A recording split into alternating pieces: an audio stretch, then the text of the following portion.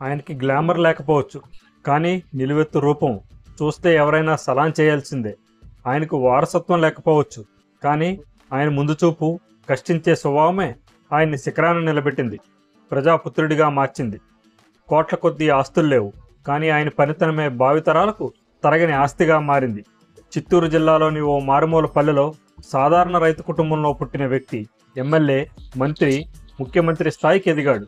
3 పర్యాయాలు ముఖ్యమంత్రి పదవి చేపట్టి ఆ పదవికే వన్నె తెచ్చి రాజకీయ దురంధరుడుగా మారాడు. జాతీయ రాజకీయాల్ని ప్రభావితం చేసిన గనుడు.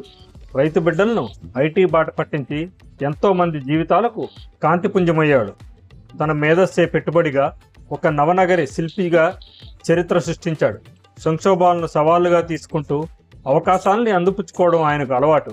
అన్ని వసతులు ఉన్న ప్రాంతాన్ని అనుభవం లేని వాడైనా పాలిస్తాడు, కానీ రాజధాని కూడా లేని ప్రాంతాన్ని అభివృద్ధి పదంలో నిలబడమే లక్ష్యంగా ఆయన శ్రమిస్తున్నారు.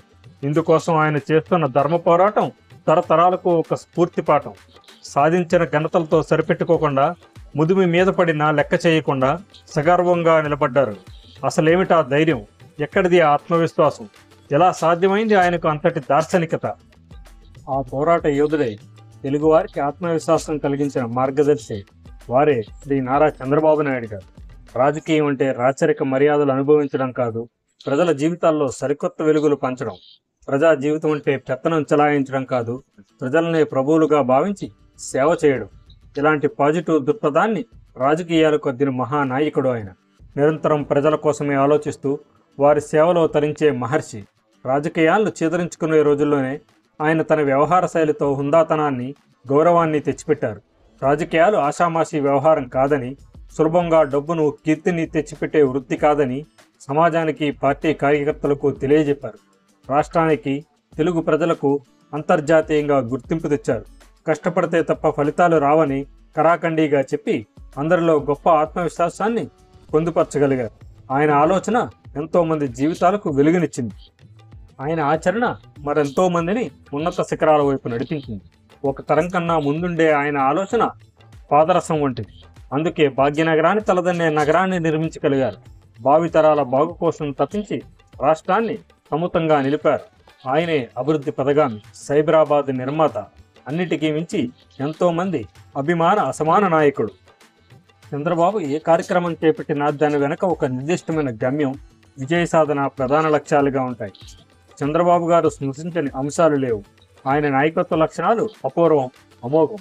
చంద్రబాబు గారి వ్యక్తిత్వం ఎందరికో స్ఫూర్తిదాయకంగా నిలబడడానికి ఏమిటి కారణం అన్న అంశాన్ని లోతుగా విశ్లేషిస్తే ఆయనలో ఎన్నో ప్రత్యేకతలు కనిపిస్తాయి. ఆయన శ్రమపడే గుణం, ఏకాగ్రత, మనోనిబ్బరం, సహనం, నిరాడంబరత, పట్టుదల, అంకితభావం, ఆలోచనా శక్తి, జ్ఞాపక శక్తి, మర్యాద, మన్నింపు, ఇలా ఇన్ని లక్షణాలు ఒక్క వ్యక్తిలో ఇమిడి ఉండటం మనం అరుదుగా చూస్తాం. ఇవన్నీ మూర్తీభవించిన వ్యక్తిత్వం చంద్రబాబు. ప్రజలకు మేలు చేయని ఏ రాజకీయ సిద్ధాంతాల వల్ల ప్రయోజనం లేదని ఎన్టీఆర్ నిరూపిస్తే, చంద్రబాబు ఆ పందాను అనుసరించి మంచి పాలన అందించడమే ధ్యేయంగా పరిపాలన చేశారు. ప్రపంచవ్యాప్తంగా వివిధ దేశాల్లో అనుసరిస్తున్న విధానాల్లో ఉత్తమమైనవి స్వీకరించి మన పరిస్థితులకు అనుగుణంగా అమలు చేసిన రాజకీయవేత్తల్లో అగ్రగామి. ఆయన చూపిన మార్గం అనేక రాష్ట్రాలకు, ముఖ్యమంత్రులకు, అధికారులకు, నీతి ఆయోగ్ వంటి వాటికి ఆదర్శమైంది. చంద్రబాబు మార్గదర్శిగా, ఆదర్శపాయుడిగా, దిశానిర్దేశకుడుగా నిలిచారు. బాబులోని ప్రతిభా పాఠవాలను చూసిన ప్రతి ఒక్కరూ ఆయన్ను రాష్ట్ర సీఈఓగా అభివర్ణించారు. ముఖ్యమంత్రిగా చంద్రబాబు ఎన్నో విశిష్ట పథకాలు ప్రవేశపెట్టారు. రాష్ట్ర అభివృద్ధి ప్రణాళికాబద్ధంగా ఉండాలని, ప్రజల ఆశయాలు, ప్రాంతాల ప్రయోజనాలు ప్రస్ఫుటంగా ప్రతిబింబించాలనే ఉద్దేశంతో ప్రవేశపెట్టిన ప్రజల వద్దకు పాలనలో గ్రామస్థాయి సూక్ష్మ ప్రణాళికను తయారు చేయించారు. ప్రజల భాగస్వామ్యాలతో సత్ఫలితాలను ఇవ్వగలదనే ఉద్దేశంతో శ్రమదానం కార్యక్రమానికి శ్రీకారం చుట్టారు. ఈ 2 కార్యక్రమాల లక్ష్యాన్ని మేళవించి ఉద్యమ రూపంలో జన్మభూమి కార్యక్రమాన్ని ప్రవేశపెట్టారు.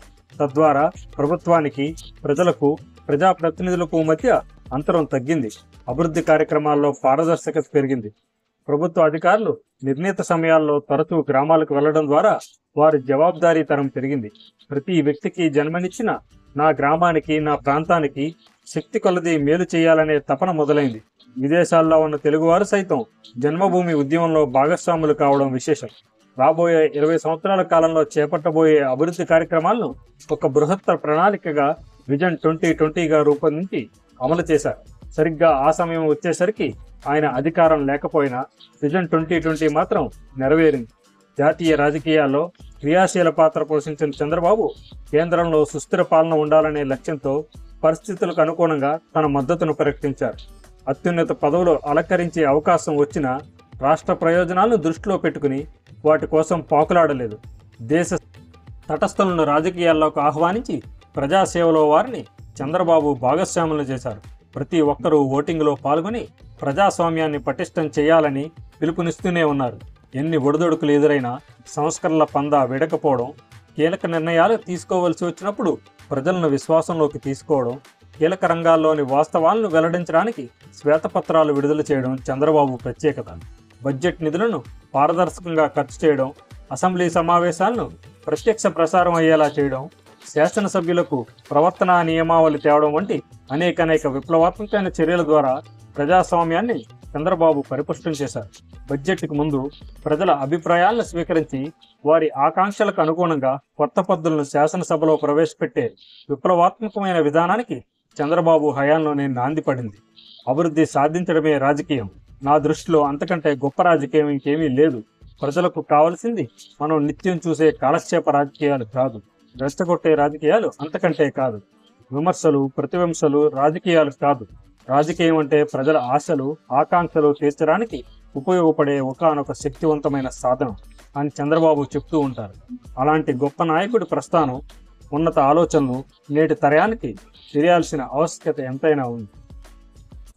చంద్రబాబు నాయుడు గారి జీవిత ప్రయాణాన్ని ఆనాటి నుంచి ఈనాటి వరకు ఉన్న విశేషాలను నెక్స్ట్ వీడియోలో మీకు అందిస్తాను. ఈ వీడియో మీకు నచ్చినట్లయితే తప్పకుండా లైక్ చేయండి. అలాగే నా ఛానల్ని సబ్స్క్రైబ్ చేసుకోండి.